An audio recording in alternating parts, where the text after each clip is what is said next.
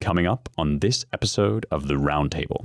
This is how the voter suppression logic works. I mean, look, I wish we had property requirements for voting in this country. Like, I'm a radical about this, but there are, and I'm kind of joking, but this conversation is basically happening in terms of like, should everybody that just wanders in without an ID be able to vote, or should we maybe check whether their signature matches up with their driver's license or other, official identification? And the Democrat line is that because any sort of rules about this might cause there to be, fewer black voters in certain contexts, well, then it's just a repeat. I mean, here's Abrams herself. She says, it's protecting the vote from the undesirable, and it's defending the integrity of the vote for the necessary few. Unfortunately, in Georgia, that historically has meant distancing the right to vote from communities of color, beginning with African Americans. I mean, Democrats are great at this. They're great at losing and failing and parlaying that into a reason why they should continue to govern.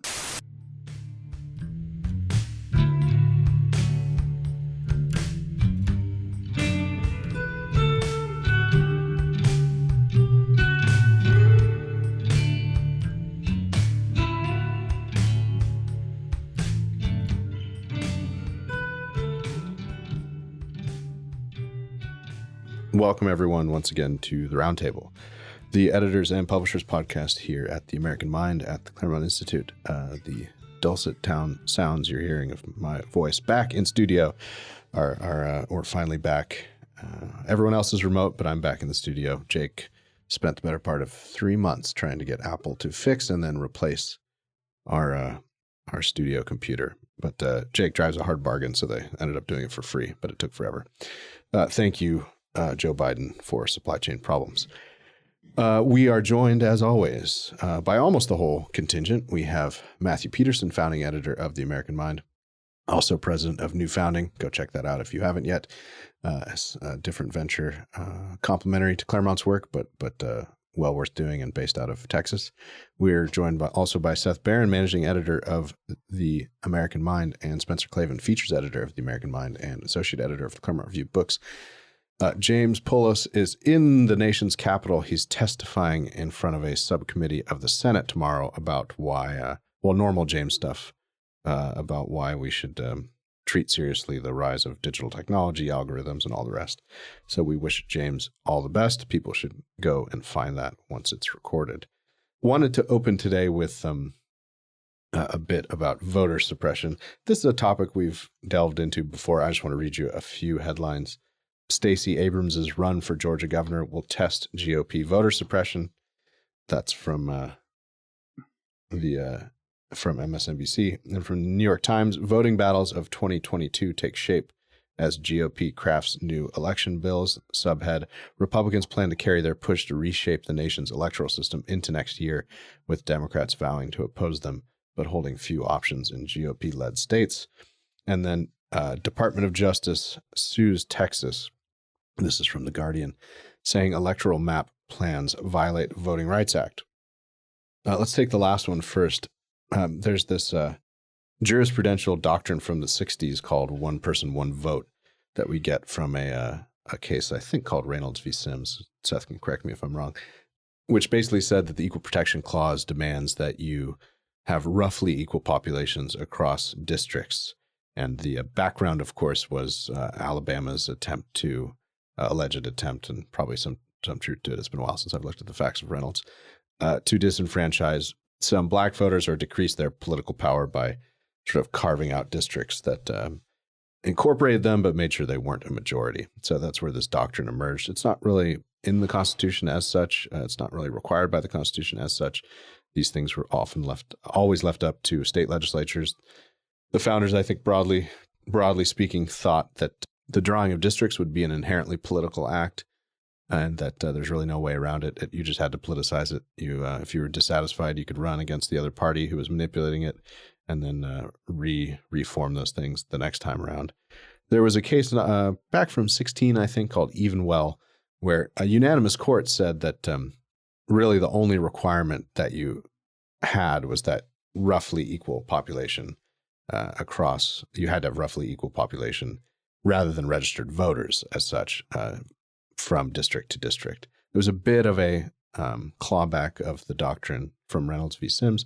Anyway, this is all the background. The bigger way to understand all this, though, is that Republicans are concerned about proving who you are when you vote. They're concerned about electoral fraud in a way that Democrats are not.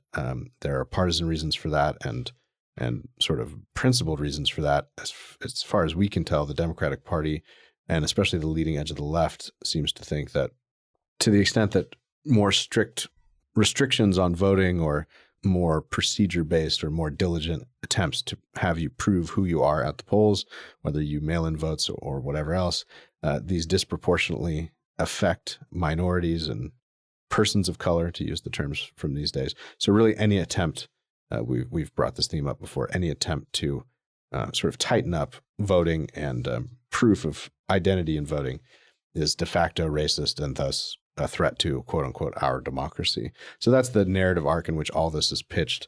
It's supercharged, of course, by the widely disparate views held by Republicans and Democrats about the 2020 election and its legitimacy, et cetera, et cetera. So we just wanted to take the opportunity to re-raise this question. It's going to be a fever pitch rhetorically going into the 2022 midterms, especially because it looks like the Democrats are in real trouble, both nationally in terms of party favorability, and then that's just a normal thing that happens whenever you have a midterm election after the first couple of years of a president in general with the opposing party.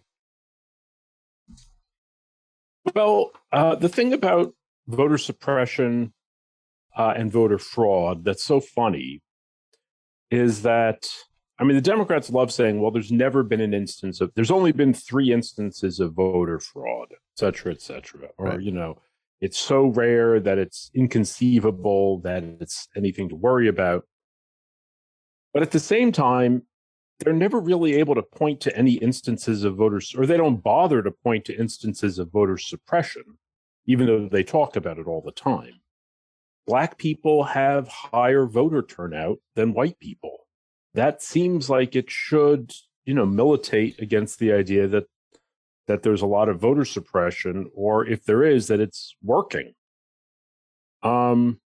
It's funny, you know, it's like they've really, you know, as with everything, as with the way they've changed the definition of racism or segregation or inequality, voter suppression now means, you know, well, we would have won if everyone who we wanted to vote for us voted for us, and only you stopped them from voting. So, you know, it's kind of an odd thing.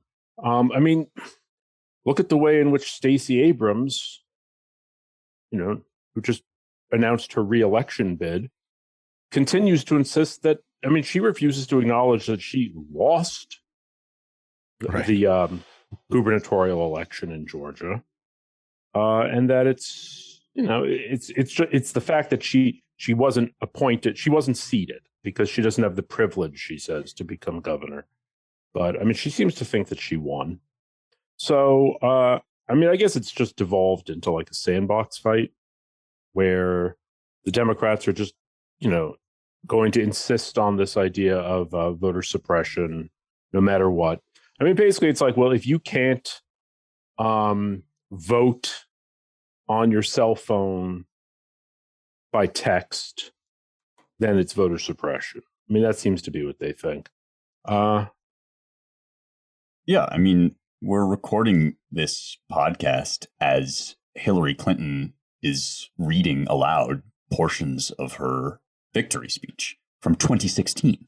This is a woman who is not only refusing to concede that she might have just been beaten in the presidential election, but actually living in an alternate universe where she's the president. And it's not just her. You mentioned Abrams, who's famous for this, became famous for refusing to accept the outcome of her election. But the whole Democrat Party approach to governance is now predicated on a willful insistence that what's going on is not going on. They're desperate to force us into believing. If they just say it enough times, then we'll all just kind of go back into that good night where we gently, acquiesce to, steady shipment of American jobs overseas and, nothing to see here, just record level inflation, and none of it is happening. I mean, that's effectively Jen Psaki's job as well. And we've seen Pete Buttigieg do a lot of it.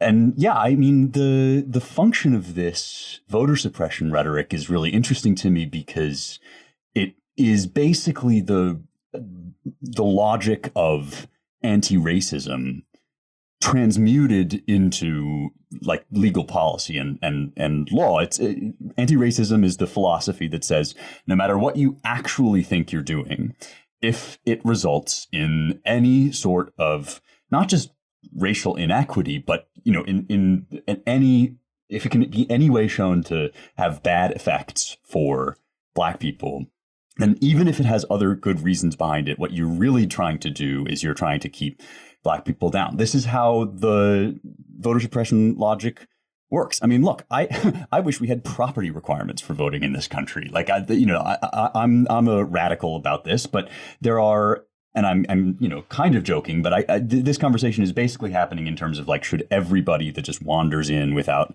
an ID be able to vote, or should we maybe check whether their signature matches up with their driver's license or other, official identification? And the Democrat line is that because any sort of rules about this might cause there to be, fewer Black voters in certain contexts, well, then it's just a repeat. I mean, here's Abrams herself. She says, it's protecting the vote from the undesirable, and it's defending the integrity of the vote for the necessary few.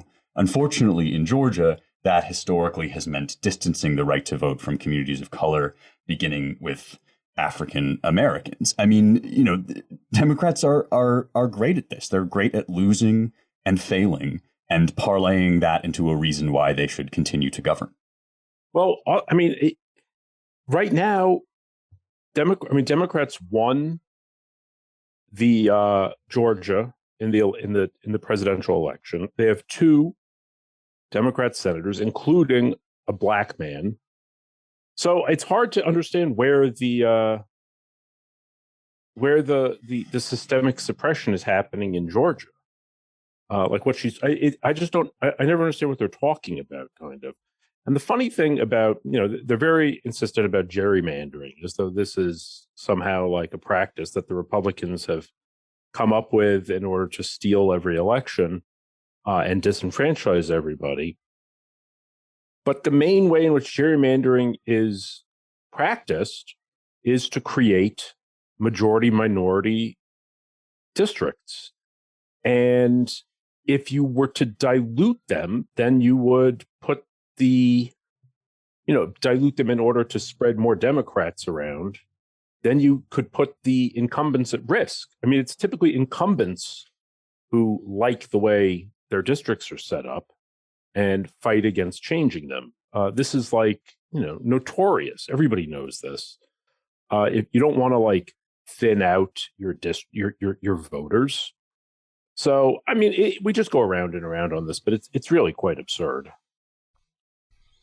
There's one aspect here. I mean, there's a lot of legality. I mean, a lot of these things come out of court cases and, both parties trying to find legal language or a legal argument to win, essentially. Is what the left does.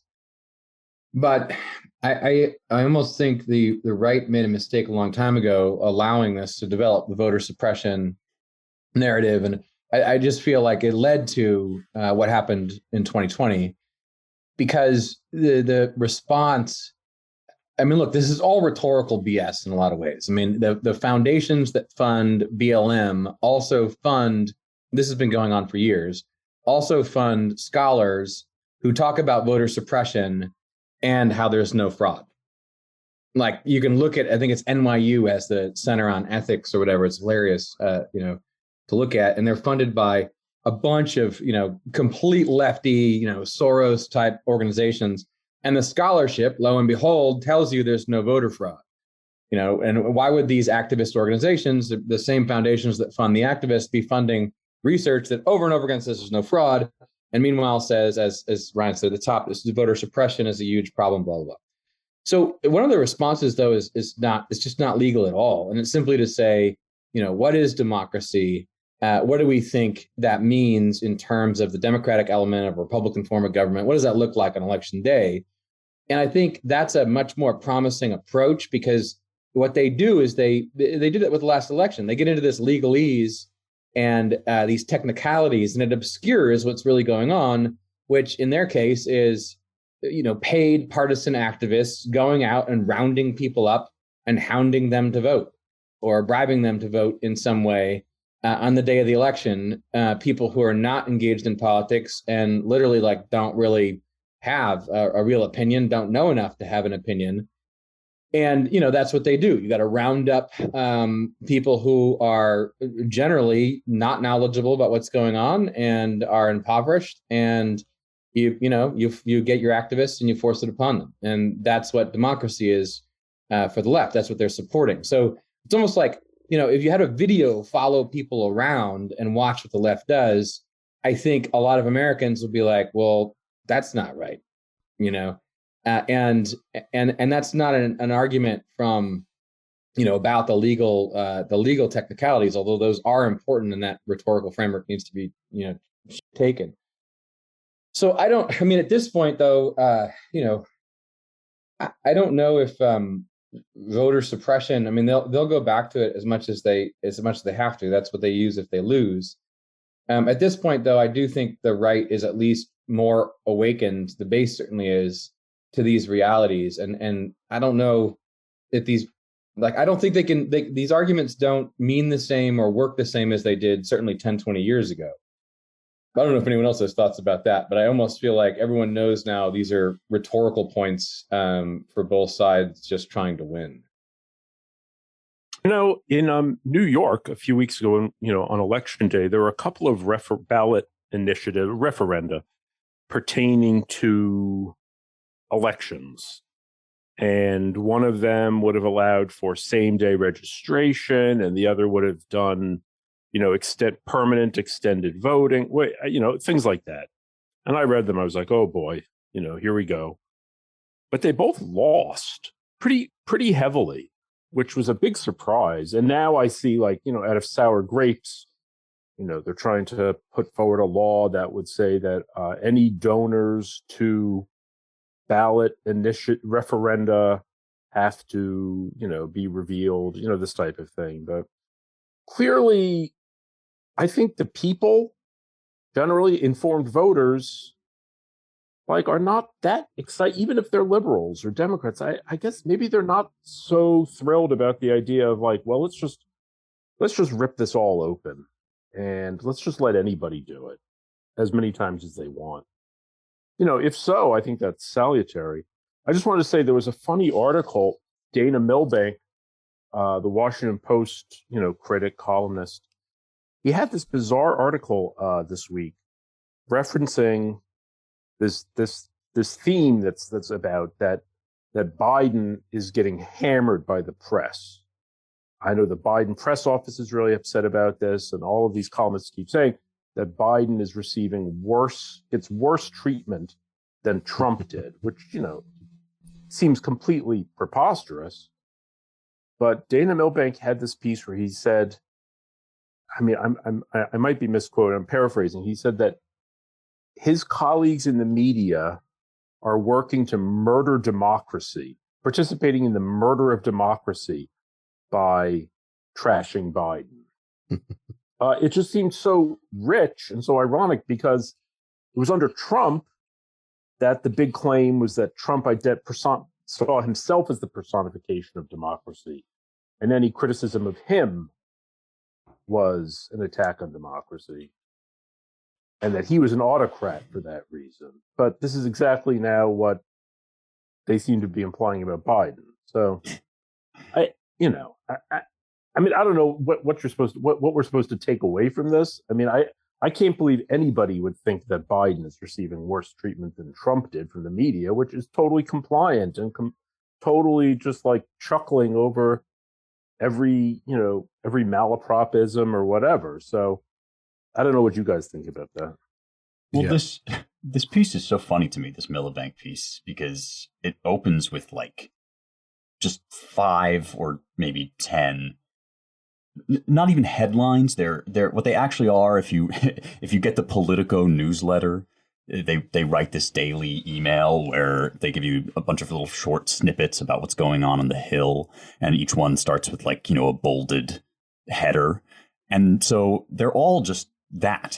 He's going to this one source, Politico, and reading out, out of context what they're saying about Biden, half of which, if, like me, for your sins, you actually get the newsletter, you will, in fact, read it to discover that these are running cover for Biden. I mean, half of these are examples of the opposite of what he's saying. Like, White House braces for a bad CBO score. Biden tries to calm nerves about 2024. I mean, the news about Biden's presidency is bad. Like, his approval rating is bad. The economy is having serious problems. Like, there's just Afghanistan was a disaster. Like, there's just bad news. And so there are, we're not yet at the point where they can just, totally destroy all of those stories. So they do a lot of kind of, heading off. Well, Biden is, bracing for this, but, it's going to be okay because so that's what these headlines are. And then he does this classic thing. I have this friend who runs a website, Forge.ai, an algorithm that evaluates the placement of adjectives. According to my calculations, if you feed in like 11 months of 2021 coverage and 11 months of 2020, like, lo and behold, like, it gives you a score that says Trump was very bad and bad for democracy. And this is the number that proves it. Like, look at this chart with these lines. And, this has been a policy since even before tech and data took the role that it has. This is like back to Theodore Adorno and the F scale. Like, according to my calculations, you have the qualities of a fascist, like, because you believe in tradition. And, and you like cleanliness. Yeah, exactly. Cleanliness, like gender roles, our the late, great Angelo Codevilla, our friend and colleague, did a funny thing, I think in grad school, where he just wrote his own authoritarian scale and applied it to liberals and just turn that in as a paper, like, we too can play at this game.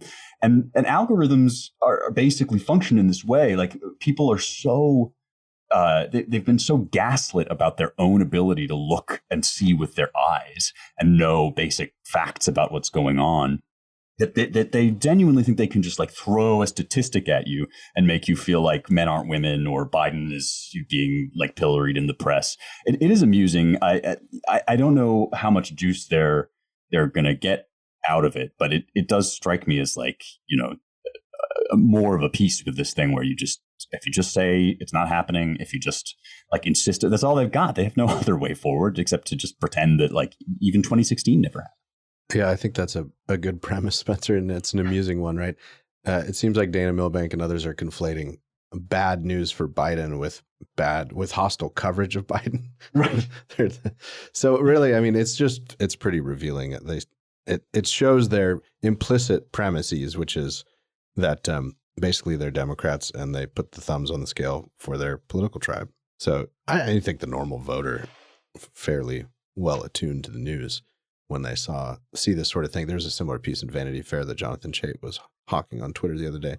Can't remember if he wrote it or one of his colleagues, but it just seems preposterous to most people that somehow they wouldn't put it this way in their heads. But if you control for the actual things besetting the Biden administration, many of them self-caused harm and blunders, if you control for those, it's just it seems crazy to think that where were we in this stage in Trump's presidency, year number one after inauguration? I mean, we were knee deep already in P tapes and basically a giant intelligence op run through the FBI and through FISA courts to take out a sitting president with a bunch of information that's turned out to be mostly fabricated.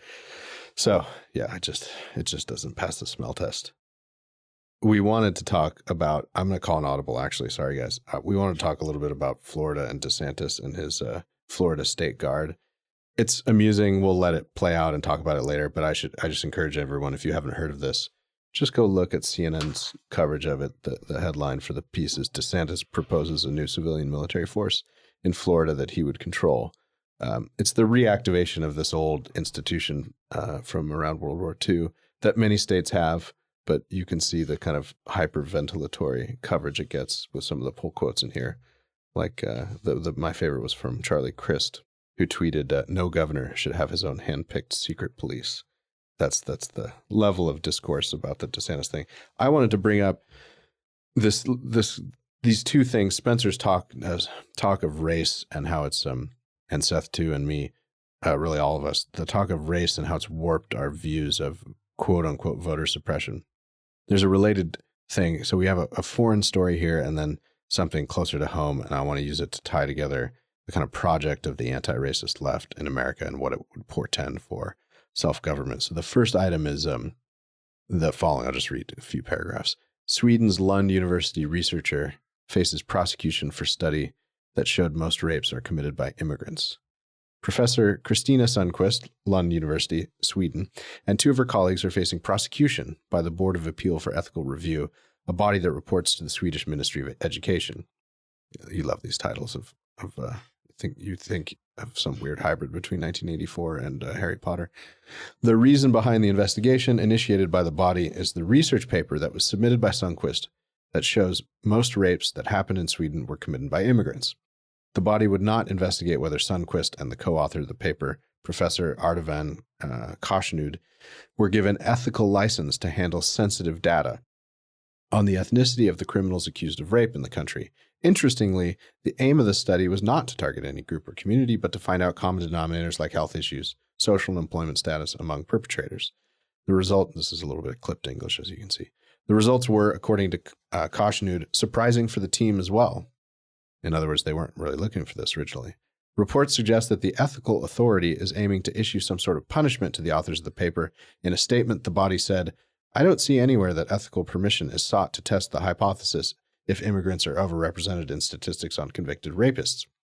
The scientists were also criticized for insufficient evaluation as they failed to indicate how their research should reduce exclusion and improve integration. So the gist of this is, a paper originally meant to study kind of health outcomes and stats amongst immigrants has this glaring stat that most of the rapes in Sweden are committed by immigrants, and this is truth that you shall not speak. And so they're using the language of ethics. Anyone who's done social science or been around grad school, there's all these hoops you have to jump through for statistical research and ethical stuff. So they're using the cover of ethics to banish wrongthink. So the one across the pond here at home is this was reported at the markup, and at the headline, and then a few paragraphs, and then we'll tie it all together. Crime prediction software promised to be free of biases. New data shows it perpetuates them. Then they have, one of these slick graphics things and a few clipped paragraphs. Take these two neighborhoods in Plainfield, which are less than a mile apart. That's in New Jersey. In one neighborhood, the software predicted only 11 crimes. In the other neighborhood, the software predicted 1,940 crimes. The neighborhood where the software predicted fewer crimes had far more white residents. Dozens of police departments across the U.S. used the same software with the same results. Compare two neighborhoods in Los Angeles or Orange County, Florida. We analyzed more than 5 million predictions, and neighborhoods with fewer predictions consistently had a higher population. Neighborhoods with fewer predictions consistently had a higher population of white residents. Now, this would not be that surprising to anyone acquainted with crime data in America, because for whatever reason, we don't need to get into the why, but it's just a plain fact that most of the violent crime in the United States is committed by Blacks and Hispanics. And of course, men rather than women, as is true of violent crime across the demographic groups.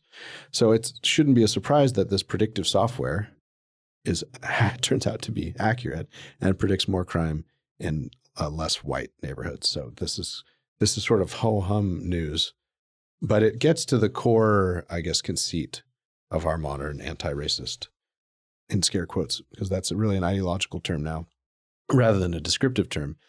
This is the sort of core conceit of our anti-racist movement on the left. And it's embodied in Ibram Kendi. We've brought this up before, but a few years back, Politico asked everyone, how would you fix the U.S. Constitution? And Kendi wanted a Department of Anti-Racism, the premise of which would be that any differences in outcomes amongst the different racial groups is de facto proof of racism. And so this body would police local government and even sort of private utterances of government officials. Kendi left unclear how totalitarian and intrusive it would be, but it would be sort of a complete overturning of our constitutional order. It would, of course, be staffed by experts. They wouldn't be removable. It would be self-funded. Congress couldn't control it. So it was sort of the embodiment of the progressive dream of governance of 100 years ago, that is insulated experts doing good public policy to bring us to a perfect social justice, but infused with this newer obsession of the left with anti-racism. And the logical conclusion of that sort of thinking, it seems to me, is precisely the Sweden thing with the researchers. If you do research that shows differences in outcomes and the sort of de facto stigmatizes it because rape is bad, you're guilty of wrongthink, and you really shouldn't do such research. Or if you sort of do it in an unauthorized way, the state forces will come after you. And then even this is one of James's themes with the predictive policing stuff. The algorithms themselves are somehow racist and biased because they talk about differences in outcome amongst the groups in terms of crime. So we've been accused of being, mostly by the left and the sort of lame right, I will admit, bulwark types, etc., accused of being a bit hyperbolic about the future to which the left seems to want to bring us. But these sort of data points dropped in here, and if you marry those with the kind of institutional project of the left and the premises that are assumed about human nature and individual differences and group differences by the likes of Ibram Kendi, it really it's kind of a frightening future should they all get their way. Well, one funny thing about this is that the left is in a difficult position because at one at the same time, they want everything to be done in this neutral, colorblind manner. So the predictive algorithm should just be able to, determine that the crime, that the possibility that crimes will be committed has nothing to do with the population, et cetera, et cetera. But at the same time, they still want. It's not like they don't want things counted in terms of race. Right. Like they want. It's not like they want to dispense with the category of race regarding, accounting for every single thing that matters in society, like, grades. Every outcome has to be measured by race so we can determine that racism exists. Except certain categories of interracial crime, they would prefer not to make a big deal out of. But, if you're going to check to see Black home ownership rates, Black loan denial, Black incarceration, like all this sort of stuff, well, definitely we have to keep track of, Black educational outcomes. All of this has to be tracked scrupulously. And then when they don't like the outcomes, if they don't like the answers, well, then we can, we have to fix that. But now it's, it sort of puts them in a bind. So I don't think we're going to get to the point where we ever ban talking, like noticing the data. I mean, the funny thing in the Sweden case is, I understand institutional review boards are very, very picky about experimentation, right, even if it's just like surveys. Right. But why would you have an institutional review board that says even the data, like you need to have permission to look at the data? That's pretty bad. Yeah. Yeah, it's like, do you have a license for those facts is basically the idea. And Kendi has always been the easiest example of somebody that genuinely wants that to be the case in the States, right? James likes to talk about who will catechize the bots. And I think this is kind of what he means by that. Relatedly to what we were talking about with the Washington Post piece, and they're feeding all of these headlines into this algorithm. It's like the algorithm is going to be structured according to somebody's values. This idea that we have that you can you can make computers be neutral is just as fallacious as the idea that you can have like a totally neutral public square or, state with absolutely no values or morality behind it or guiding its construction. Like that whole lie, which is kind of bait for a certain kind of conservative. Like there are certain normie cons that are very into this idea of neutrality. And so you can kind of make yourself sound, if you're a crazy wokey, you can sort of make yourself sound very virtuous if what you're saying is like, yeah, we want neutral algorithms that don't have bias in them. But of course, Seth, you're right. Like all this talk about equity doesn't really reflect the desire here. Like the stated intention is always, it's kind of a Mott and Bailey thing. Like they always say they want, a TV show that looks like America, or they want something that's more representative of the actual population. But it's always actually wish fulfillment. Like what they really do is they show, whom they want in positions of power and authority and influence. Like I talk about this all the time, and it's kind of a silly example, but Apple TV is adapting Isaac Asimov's Foundation right now. And this is a sci-fi classic, and it has, it's a sort of story about a mathematical prodigy, basically saving the world. And they've gone in and taken the white male protagonists and turned them into black women by black girl magic. This is like now this brilliant Mary Sue who's perfect at math and can wield a gun and, stronger than men and all this stuff. And yeah, I mean, this is like, it's always an imaginary idea that what they're trying to do is like just make things neutral. They have a vision of the world that they want, and they're trying to enforce it. And they want the bots to believe in it. They want the law to reflect it. And they want you to have to ask them before you say anything that might, suggest to people that this is anything less than the truth. I mean, one of the things that really bothers me that we can't talk about, so maybe we can push the envelope a little bit, is that, the part of the premise is you can't talk about this stuff because it might seem like you're racist. And that's the worst thing in the world, right? And it's kind of like, there's every part of that should be questioned. To be prejudiced against people without reason doesn't make any sense. It's clearly, an evil in some way. But it's like, why is that the greatest of all possible evils, that even the appearance of that impropriety makes it so you can't even publish something?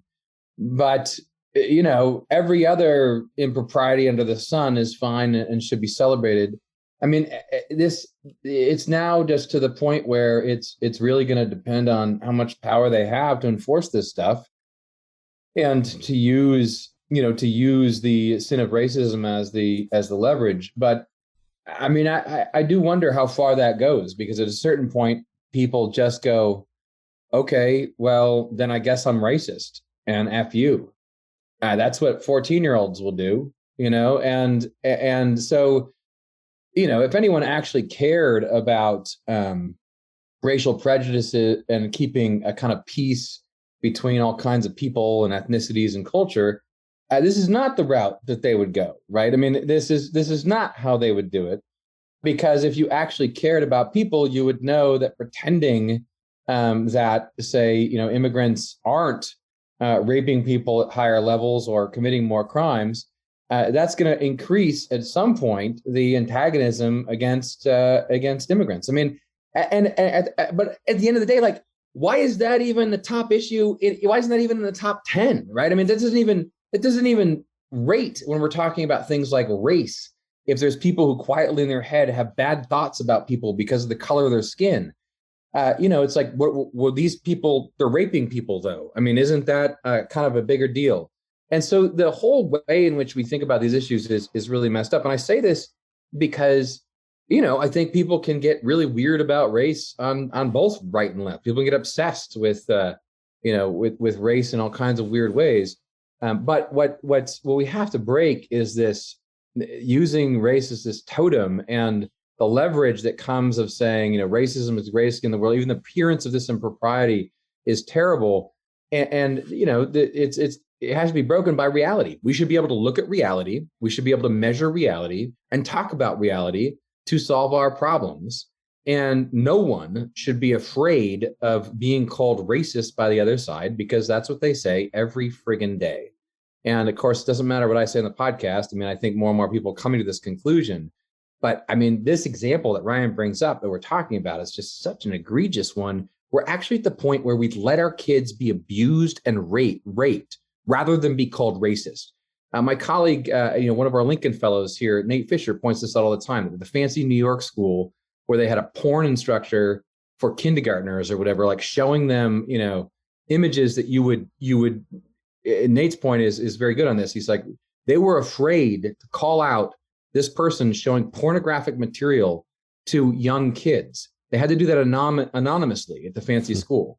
Whereas you'd expect or hope at some rural school, you'd go in and you punch that creep in the face, right? But we're literally at the point where like, no, we're going to let people get raped and we're going to let our kids be, thrown this disgusting stuff because God forbid we be called whatever ist. I don't even, let the revolution happen. I'm done. Well, there's a perfect example of what you're talking about, Matt, in the trial of our Lord and Savior, Jussie Smollett, or Jussie Smollett, or however you want, Jussie Smollett. I'm wanting to return now to my practice of calling Kamala Harris. I don't know how you pronounce this guy's name, but anyway, this is the guy that like paid people, it seems, basically to beat him, to stage a racist attack upon him. Now he's on trial for this, and the prosecutor started reading his Instagram DMs with the guys that he had contracted with to act as his attackers. And the DMs included the N-word.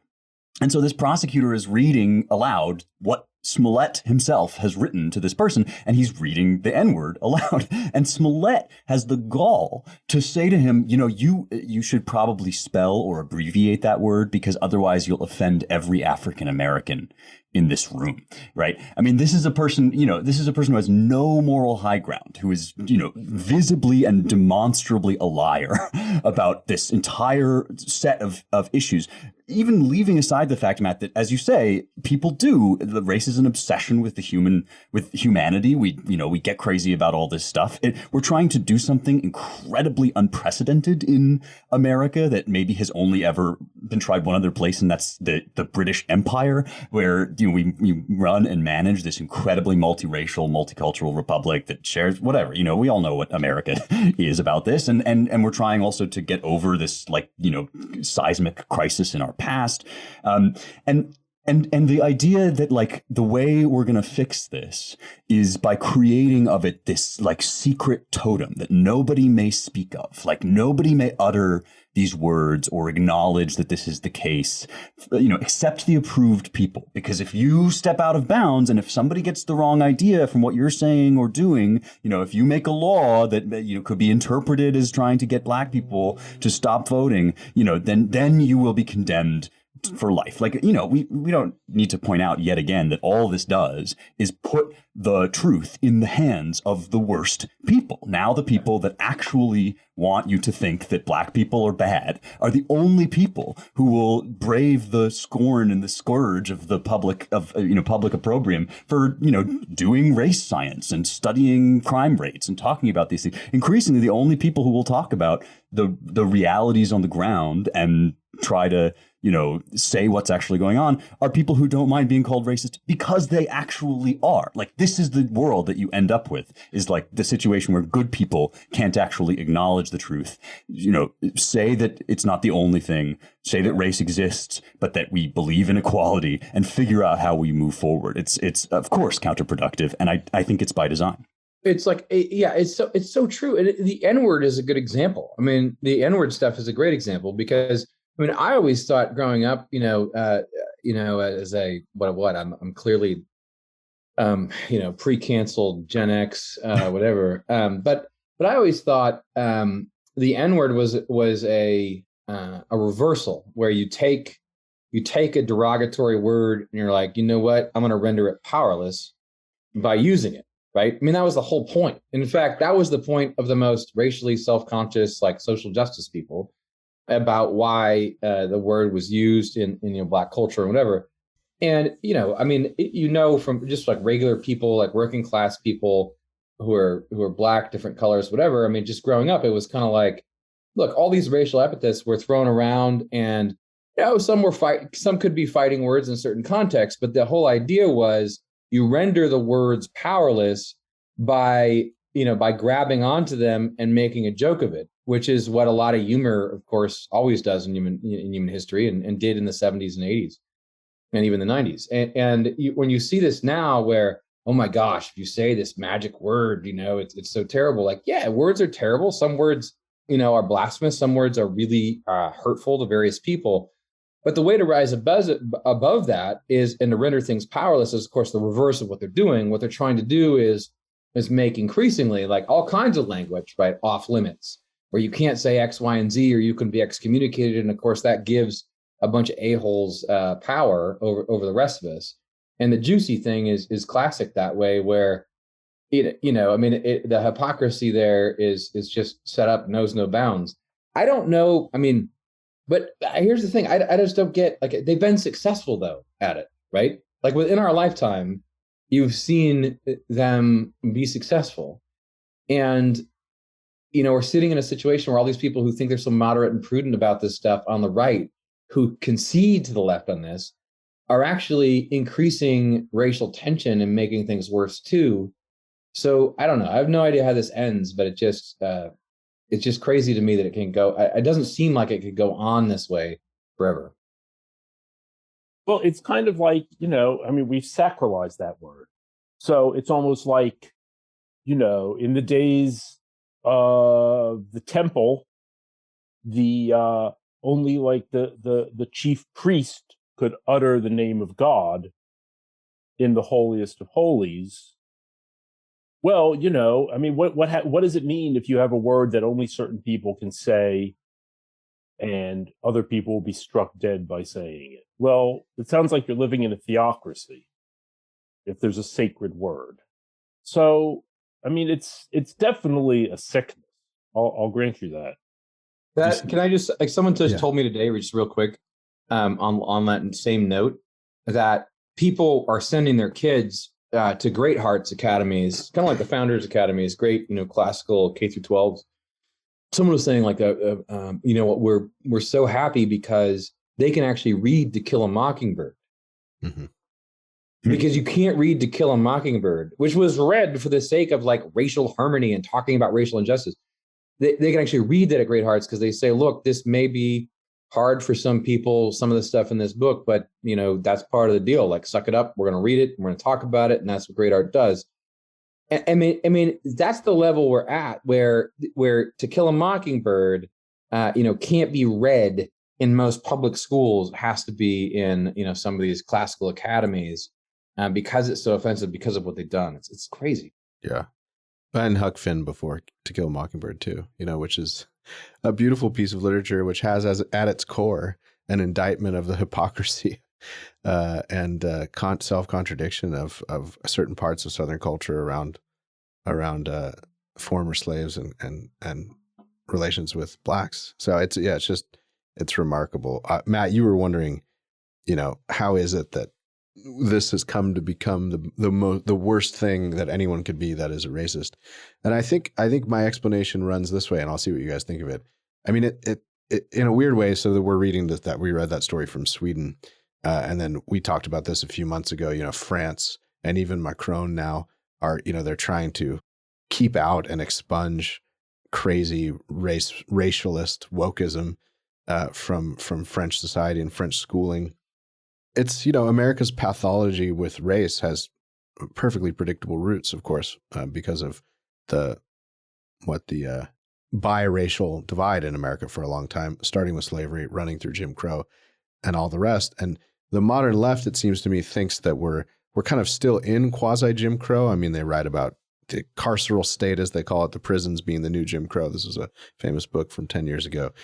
They think we're kind of in a quasi-Jim Crow state still, and hence their obsession with it.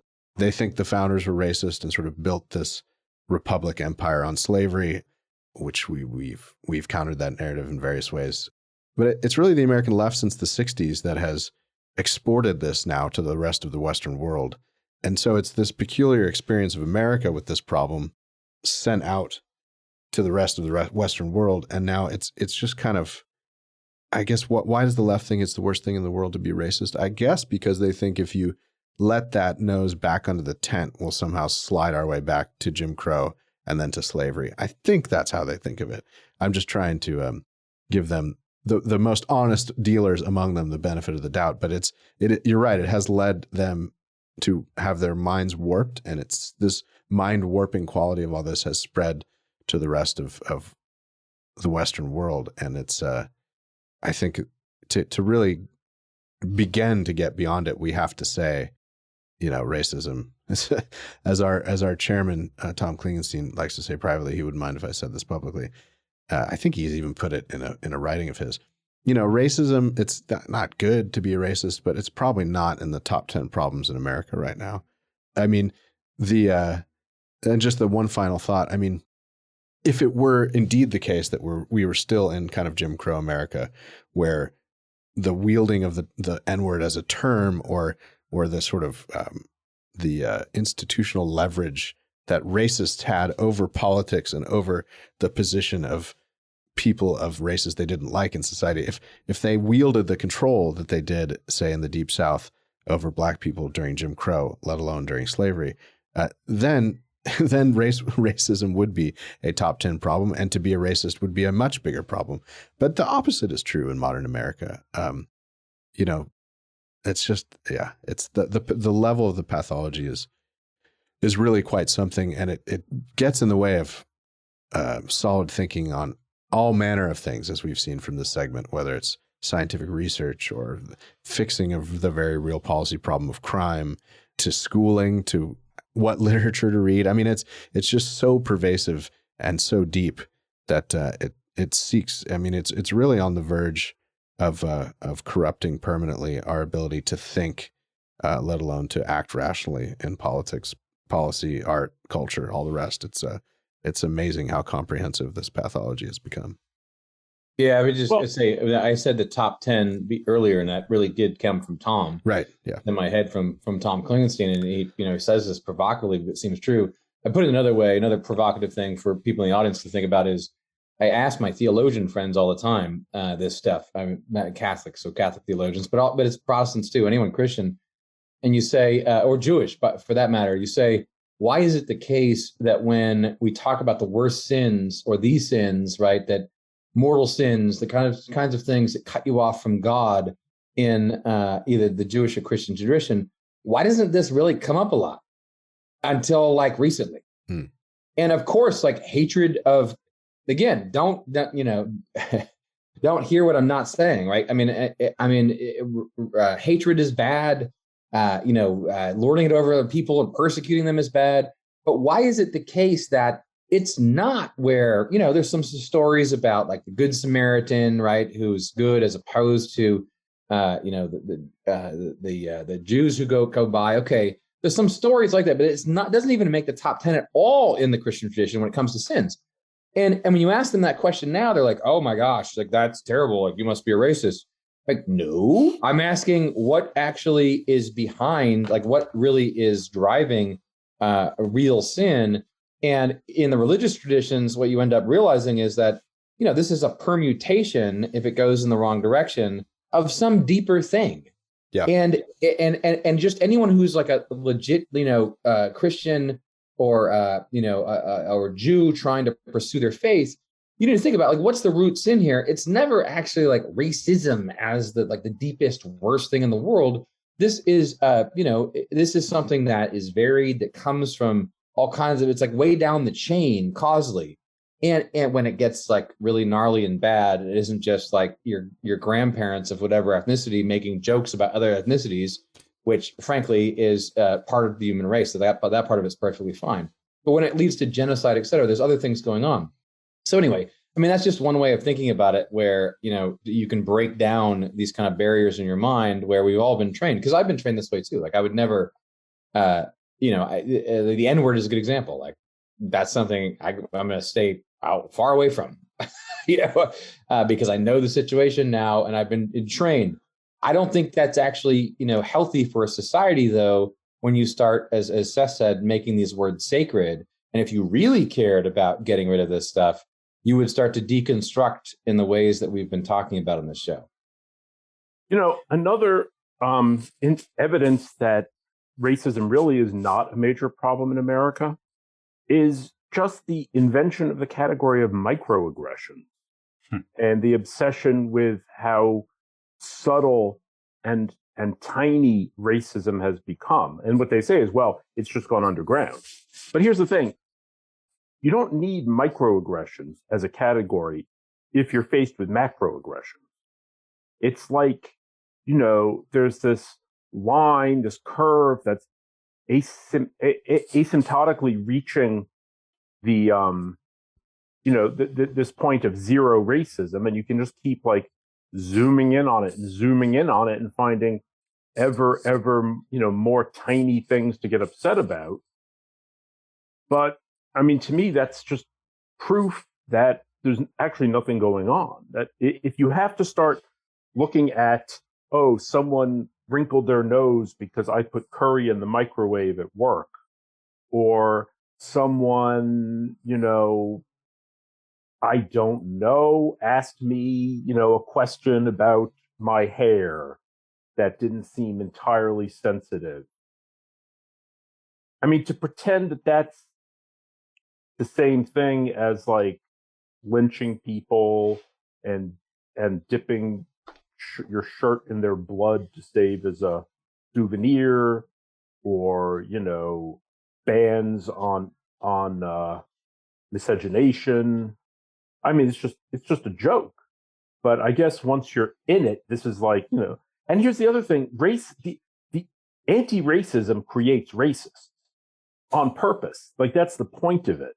The point of the anti-racist thing is to force whites to racialize themselves, to say, well, I guess if you're going to hate us, if you're going to say we're racist, even though I don't feel like a racist, and you're going to make me identify as white, well, then, I guess they're creating this monster that they can fight.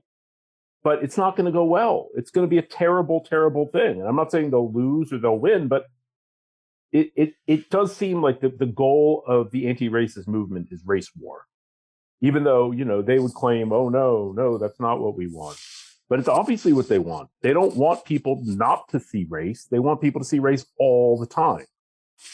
Yeah, I think I've made this point before some time long ago, but it's interesting that this is a form of speech policing that particularly kneecaps men in their specific way of getting to know each other and getting over the differences between them. I mean, I can imagine, women are much nicer than men by and large, and they often get along by, saying nice things to each other.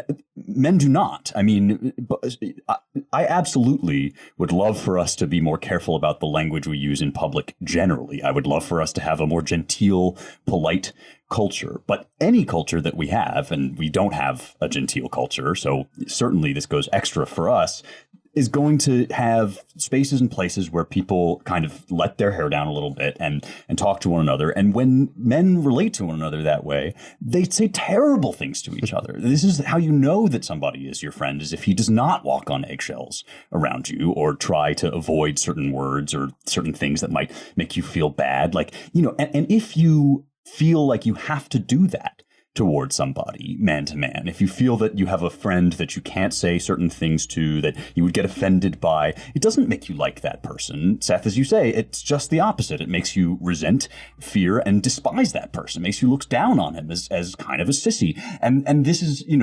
basically the cultural aim of this kind of sacralization or totemization that we're all talking about. One of our friends online, our pseudonymous friends online, whose Twitter handle is Lomez, has written threads on this, that this is the kind of nuclear reactor at the heart of this whole thing, is people's fear of touching words like the N-word. I mean, even the fact that as we're talking about it on this podcast without a shred of animus or a shred of evil intent, anybody listening to us with an open mind would understand that we are not, indulging in racist fantasies or aggression. Nevertheless, all of us know that if we say that word out loud, somebody will take it out of context and say, listen to this Claremonster saying the N-word, in broad daylight. And yeah, that creates this incredible shrinking and fear. And as in fact, the history of racism in America might teach you if you were watching, fearing people causes you to hate them. And I think it is by design, Seth. I think it's totally the point. Well, that's a good place to end. Although we just ran out of time. We were going to talk a bit about this, about the abortion case in front of the court, and the fact that California, this is a headline, California plans to be abortion sanctuary if Roe is overturned.